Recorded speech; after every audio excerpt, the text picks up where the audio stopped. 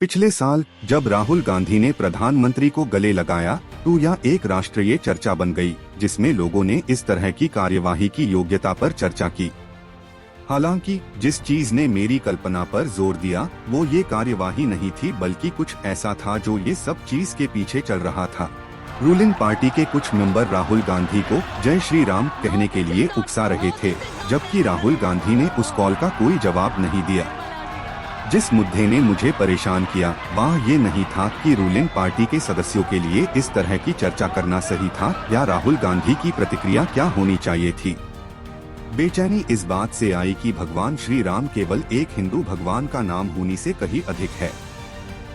भगवान राम की सुंदरता उनके चरित्र में है, उनके नाम में नहीं। भगवान राम को केवल एक ऐसे व्यक्ति के रूप में वर्णित किया जा सकता है जो आदर्श, नैतिक और सामाजिक व्यवहार प्रदर्शित करते हैं।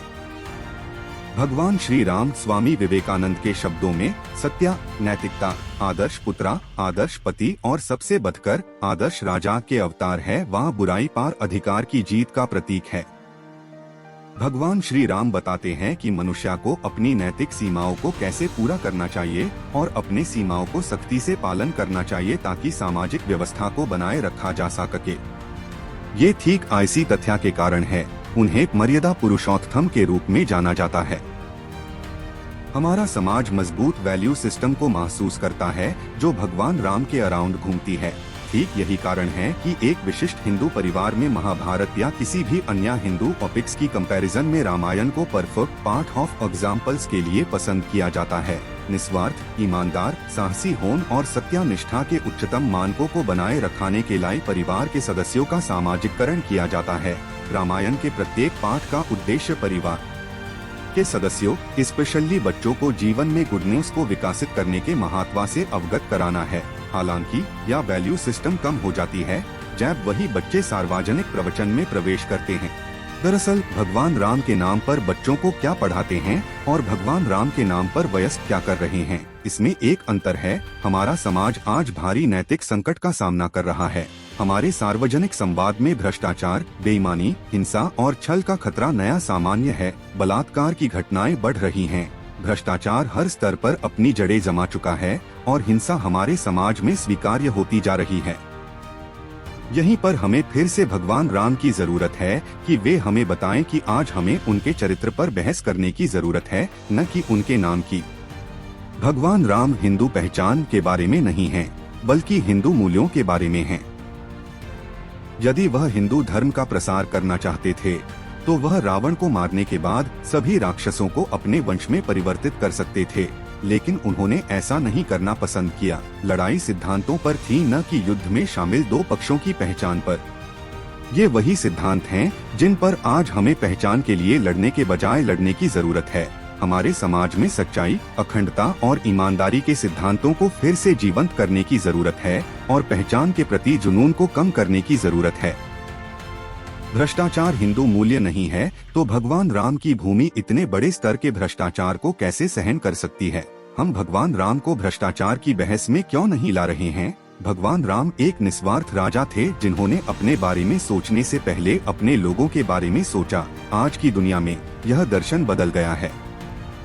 अपने स्वार्थ का पालन करो और बाकी को छोड़ दो। जापान जैसे देशों ने प्रतिबद्धता के हिंदू मूल्यों का हिंदू भूमि की तुलना में बहुत बेहतर तरीके से पालन किया है। परिणाम स्पष्ट है कि भारत की तुलना में जापान अपने सामाजिक और आर्थिक लक्ष्यों को प्राप्त करने के लिए कहीं अधिक तेजी से आगे बढ़ने में सक्षम है। वास्तव में भारत की तुलना में जापान राम राज्य के निकट एक सामाजिक व्यवस्था बनाने में सक्षम है। राम एक सच्चे पुरुष थे जिन्हें अपनी पत्नी सीता से बहुत प्रेम था। उन्होंने किसी भी प्रलोभन का विरोध किया जो उसकी पत्नी के प्रति उसके प्रेम के आड़े आ सकता था।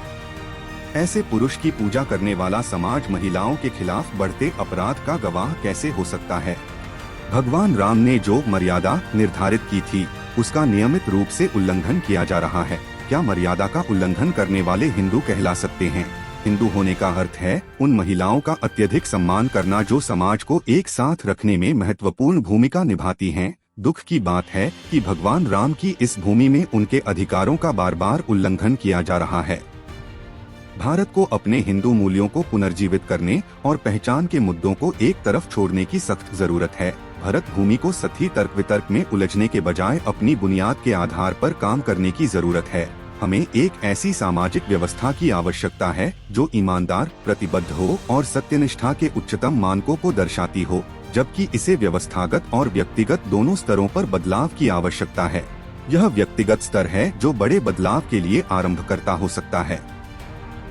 भारत को उच्च नैतिक मानक बनाने की जरूरत है और यहीं पर हमें कड़ा संघर्ष करने की जरूरत है। यदि भारतीय मूल हिंदू मूल्यों को अपनाने में सक्षम हैं, तो हमारी कई समस्याएं दूर हो जाएंगी। मुझे उम्मीद है कि आने वाली दिवाली में भारतीय भगवान राम के नाम से ज्यादा मूल्यों को गंभीरता से लेंगे।